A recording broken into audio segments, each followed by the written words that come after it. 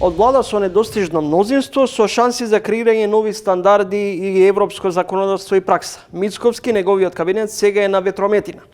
Мала искра запали огнена стихија и политички пожар. Коалицијскиот говор на владините партнери внесе несигурност во владината соработка. Таравари против своите, Милошовски против Знам, Филков против џуџето од Небрегово, како што го именуваше поранешниот министер за надворешни работи, а сега подпредседател на Собранието. Во ово издание на Тренинг соговорник ќе биде Сефер Селими, аналитичар. На почеток, пред да се осврнеме на домашните актуелни теми, како ја доживуваш и ја толкуваш оваа одлука на американскиот претседател Доналд Трамп за воведување на царински давачки од 33% за Македонија? Дали ова, така нареченото под наводници, ново нормално во македонско-американските односи? Добро, за мене не беше неочекувано. Пред се американската администрација се води од стратешките интереси на САД. После тоа се одликува и во односите со своите партнери. Секако во овој момент е оттрезнување на владата дека односите со американската администрација не можат да се градат во лично ниво со луѓе блиску до администрацијата на Трамп, туку треба да се воспостави сериозна надворешна политика на релации помеѓу двете администрации. Значи, не можеме да се подпираме на пиар релации со САД, туку сериозно да работиме и да се посветиме да креираме на вистина стратешки партнерски односи. Тоа подразбира пред се не само комуникација, не само наводно или, ајде да кажеме, јавно дотворување до новата администрација или новото нормално, како што сакат нашите политичари да го именуват, или нашата влада да го именува, туку со реални политики. И тука треба да почнуваме и да размислуваме дали паралелниот стратешки партнер, тука пред се зборувам за унгарската влада на Орбан, и унгарските пари кои се подкреват со кинеско финансирање, се вистинскиот пат со кој ние треба да се придвижиме напред. Сметате ли дека од денешна гледна точка непотребно беше додворувањето кон новата американска администрација? Непотребна беше поддршката на резолуцијата? Не. Спонзорството на резолуцијата на САД? Не. Мислам дека неискрен беше односот. Многу краткорочно и само пиарски гледано како се воспоставуваме во тие односи. Ја мислам дека нам ни фали сериозна надворешна политика за градење на сериозни, стабилни, стратешки односи. Ние не смееме да се подпираме на еуфорични Facebook постови кои нашите владини представници ги прават по спортски сали гледајки говори на Трамп. Таму треба да се работи сериозно со конкретни политики, со конкретни инвестиции од нашата страна кон градење на таквите односи. Видете, новата администрација на Трамп прави тектонски промени во геополитички план. Нема веќе здраво за готово партнерство со САД. Ние сме ниту влегуваме во приоритетите на ова нова администрација. Значи, ова администрација се подготвува за ново ривалство во следниот период, а тоа е ривалството со Кина. За администрацијата на Трамп веќе гледаме дека Русија ни воопшто не влегува во топ приоритетите, каде што ќе се фокусира. Господин Селими, да се префрлиме на домашната политичка сцена, се разгорува веројатно внатре партиската битка во коалицијата вреди, дали е тоа реална конфронтација или обид за дефокусирање на јавноста од трагедијата? Видете, премногу луѓе тоа го толкуваат во насока дека веќе никој не зборува за трагедијата во Кочани и за сите тековни истраги и на некој начин одбегнување од одговорноста на луѓето кои на вистина треба да одговорат барем по проценката на јавноста пред обвинителството, но ја ценам дека ова разговарување во коалицијата вреди не дека не е очекувано. За мене можеби неочекувано е моментов кога ова се случува, меѓутоа овие односи или ова ривалство за лидерство внатре во ВЛЕН е доста долго, дури од самите почетоци на коалицијата. Главниот проблем и сршта на целиот овој проблем стои во тоа дека вреди нема идеолошки столб што ги поврзува сите овие политички партии. Единствено нешто што ги поврзува овие политички партии е пристапот до власта и пристапот до моќта. Идеолошки воопшто немаат никаков спој. Визија за тоа каде треба да се движи Македонија воопшто не ја гледаме. Некоја сериозна залагање за унапредување на статусот политички правен на албанците не гледаме. Значи нема никаква поврзаност сериозна за која би можело да биде двигател на сојузништвото кај нив и веќе подолго време се знае дека внатре во ВЛЕН имаме два блока. Во една страна се господинот Меджити, господинот Гаши и Касами, од друга страна е господинот Таравари и тоа пред се однесува на поделбата на моќта внатре во коалицијата. Таравари инсистира партиите од коалицијата вреди да настапат со посебни листи на локалните избори, од друга страна демократското движење без алтернатива имаат различен став. Колку вреди без Таравари? Ќе тежи и колку Таравари има моќ сам да ја менаџира целата состојба? Тоа оди во прилог на мојата теза дека внатре посебно господинот Таравари се чувствува дека неговата моќ и во владината коалиција, но и внатре во вреди не се соопфаќа со неговата моќ во терен. И тука мисли дека барем двајца од политичките противници, а посебно алтернатива, не заслужува толку многу власт колку што има добиено во товар на коалицијата ВЛЕН. Меѓутоа, пазете сега, сите предпоставки и во јавноста и пред изборите, но и после изборите беа дека најмалку од сите политички партии придонес во вреди има алтернатива. Меѓутоа, алтернатива го држи една од трите најважни функции во нашата држава, председателот на собранието. Плюс алтернатива има добиено 25% од сите други позиции внатре во коалицијата.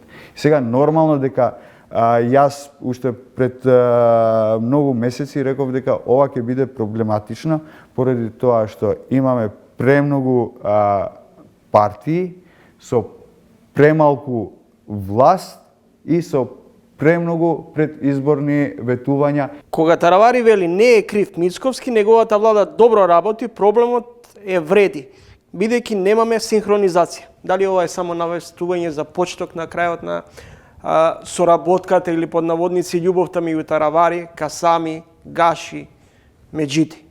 Во последни денови сме виделе жестоки реакции од сите страни.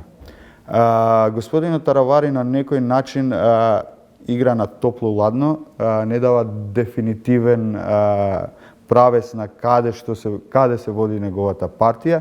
Меѓутоа, од другиот блок внатре во Влен имаме сериозни обвинувања и сериозни изјави од челнициве на трите партии. Треба само да се навратиме и да го анализираме изјавата на министерот Лимани, Фатмир Лимани, кој го нарече господинот Таравари дека е тројански коњ. Ја знам дека власта некогаш ве прави прагматичен и вие треба да ги проголткате своите навреди кон другиве во минатото, меѓутоа ја не знам како би можеле оние да седнат у ист состанок на владина седница заедно со Таравари. Дали препознавате кокетирање на Таравари заедно со Дуи и понашто во кулуарите се зборува дека веќе Таравари сериозно разговора со интегративците, а тоа е да се повлече од позицијата, а потоа да биде иден кандидат за градоначалник на Гостивар со поддршка на Дуи? Видете, ја мислам дека сега играта е отворена и секој со секого преговара. Влегуваме во еден динамичен период на репозиционирање и можеби регрупирање на политичките структури, некои кои беа поделени, некои кои беа отидени на спротивни страни. Како тоа ќе резултира, ќе треба внимателно да го следиме, никој не може да го прејудицира кој ќе биде исходот. Но дека имаме поместување, тоа веќе станува очигледно за целокупната јавност. Нормално дека ќе има обиди за релативизација на ова што се случува, како што е изјавата на премиерот Мицковски, лош ден за Филков и Милошовски, како што се изјавите од други видливи луѓе во власта и во партиските колуари кои ќе се потрудат на некој начин да го задржат статус квото и стабилноста на владата, но ја сметам дека тоа веќе е нарушено и се влегува дури во некакви калкулации не само за локалните избори, туку и можноста за предизборни парламентарни избори предвремени парламентарни избори заедно со локалните. Колку е тоа реално заедно со локалните да имаме предвремени избори кога релативно ВМРО ДПМН има стабилна поддршка? Без разлика што, например, недела сме сведоци на конфронтација, на релација Милошовски и кој од ВМРО ДПМН и министерот Филков, знам, кои меѓу себе се обвинуваат. Дури и Милошовски вели министерот Филков има слаби перформанси, Филков му возврати, тоа е кусурот на Груевски. Ова е фингирано бранување во односите или реални разлики во владината коалиција? Ја мислам дека знам моментално е во многу длабока криза во однос на нивниот перформанс и нивниот гембл, како тоа можам на македонски, во смисла на нивното политичко позиционирање во поддршка на ВМРО. Ние немаме некои сериозни пипливи резултати на ова власт, на која што знам ке може да се оправдува пред неговото членство зашто е дел на ова влада. Од друга страна, знам од коректор на ова власт, внатре во власта, како што сакао или преферираа да се нарекуваат, стануваат апологенти на секаква владина пропуст и секаква владина секој владин неуспех. Значи стануваат соучесници на слабиот резултат и перформанс што го има владата. Од друга страна, вие имате едно јасно, гласно неподнесување помеѓу Глен и Знам. Единствено на господинот Мицковски, после трагедијата во Кочани, како тоа се изменаджира, како тоа се подготвува вината и одговорноста да остане во минатите функционери, а овиот сегашната власт на некој начин да се спасуват, се потешко ќе биде да може да има добра енергија за да ги води тешките процеси кои следуваат во оваа држава, не само како внатрешни динамики, туку и како динамики кои ќе не обкружуваат нас. Селими, во полето на политичките шпекулации се информациите дека министерот за здравство Таравари бил на некој начин преигран од премиерот Мицковски околу апсењето и притворот на газдата на Пуцко Петрол, притворот за Асмир Јаховски, ги подигнал и личните и финансиски релации, познавајќи ја блискоста на Таравари со Јаховски. Колку овие политичко бизнис релации дополнително создаваат тензии во односите во владината коалиција?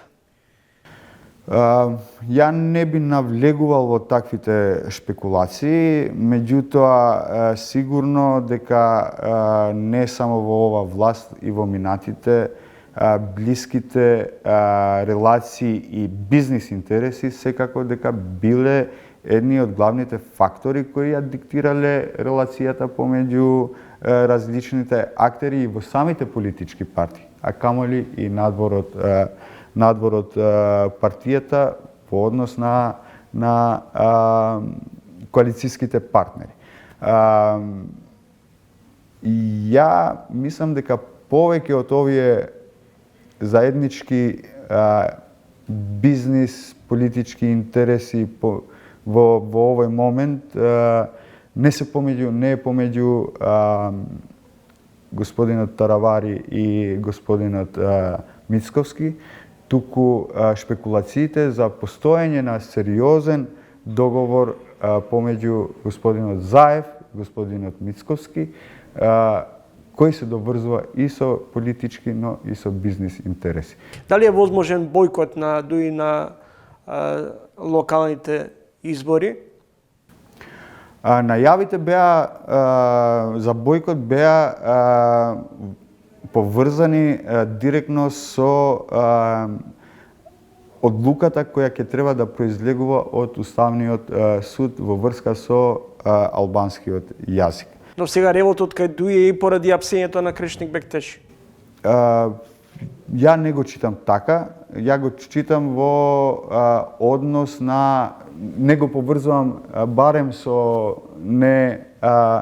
неучествување во локални избори. Тој дел го гледам повеќе во обитот дуи да прикажуваат дека има селективна правда само кон бивши функционери, а не и за актуелни кои биле и се во иста позиција да донесат одлуки за кои се гонат претходните функционери, а тоа дека нема да учествуваат во локални избори, мислам дека е тесно поврзано со исходот на Уставниот суд што се однесува до употребата на албанскиот јазик, и тоа воглавно генерално, барем каде албанското население, перцепцијата е дека таму има обид за политичка одлука, а не за судска праведна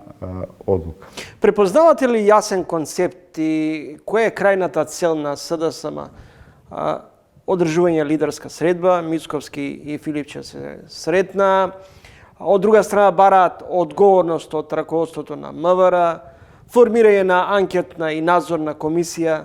Ја мислам и имам впечаток дека СДСМ со ова раководство и со овој председател ево сериозен обид да најде изговор да не реагира. Наместо да биде проактивно вклучена во креирање на опозицијска структура која ќе стави притисок кон владата и власта да ја изврши работата што подобро, а посебно да одговори што подобро во случајот со трагедијата во Кочани.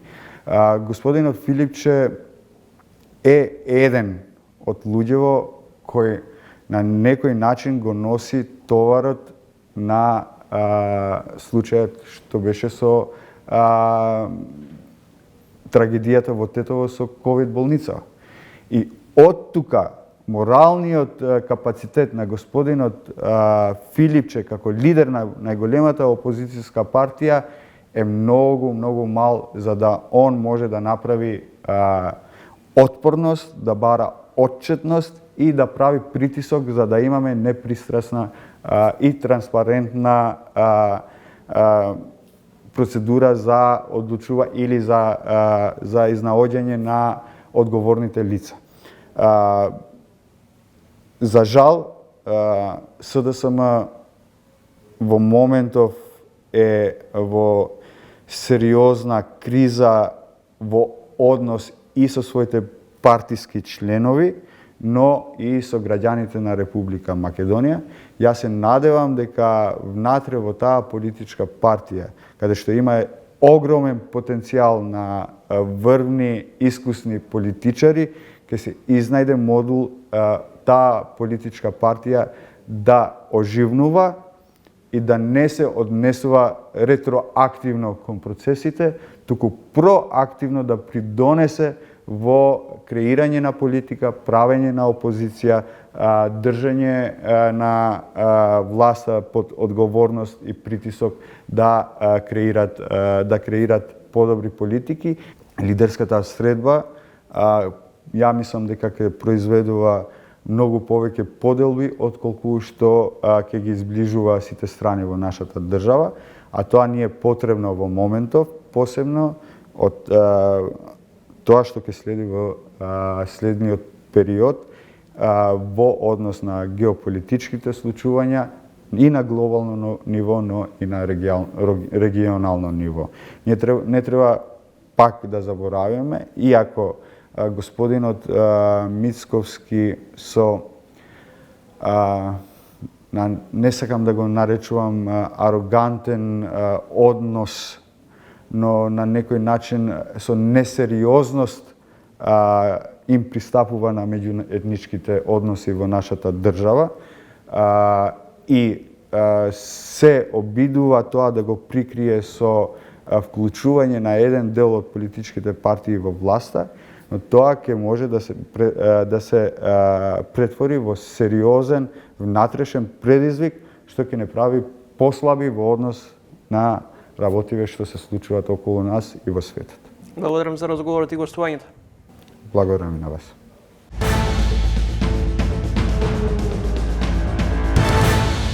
Во производствениот систем веќе роботиката е составен дел и нормален дел, но сепак постојат луѓе што ги менаџираат сепак тие роботи што мора да бидат контролори на целиот систем и процес, така да не верувам дека одеднаш ќе исчезнат многу професии.